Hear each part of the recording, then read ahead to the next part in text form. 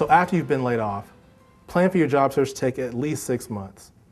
And to get you from now to then, plan a budget. And that budget should be as trim as possible.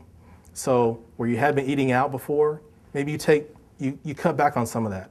Movies, you cut back on some of that. Not that you don't want to have any fun or enjoy life at all, but remember where you're at. Now you're trying to get from the lifestyle you were having. Now you're taking a dip. Now you're trying to get back to that lifestyle. So if it means cutting back for a few months, it's going to be worth it. You may consider canceling magazine subscriptions, clipping coupons, stopping cable.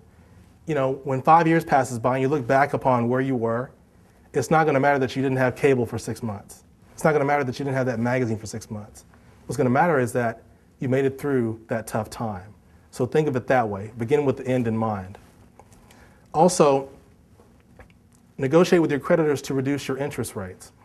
In the past, creditors were very resistant to cutting interest rates or working with their debtors. But since some people have refused to pay altogether because they couldn't pay, now they're becoming a little bit more eager to work with people, mortgage companies, credit card companies, and so forth. So it doesn't hurt to pick up the phone and call them and say, hey, I've just lost my job. I can't make these payments. Can we cut back on the interest rates? Can I take a few months off of my payments? And the worst you can hear from them is no. Also, review your car insurance coverage policies, your home insurance coverage policies. Maybe you can raise your deductible, get those payments down as well. And on top of that, something else I'd add too is to network. Don't isolate yourself because you feel bad about losing your job. Get out there, meet people, be visible, because the person that you meet tomorrow could be your next job lead.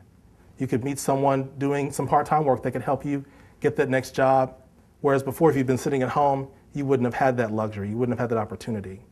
So don't be ashamed, don't be discouraged, get back on your feet, but in the meantime, play it safe with your money.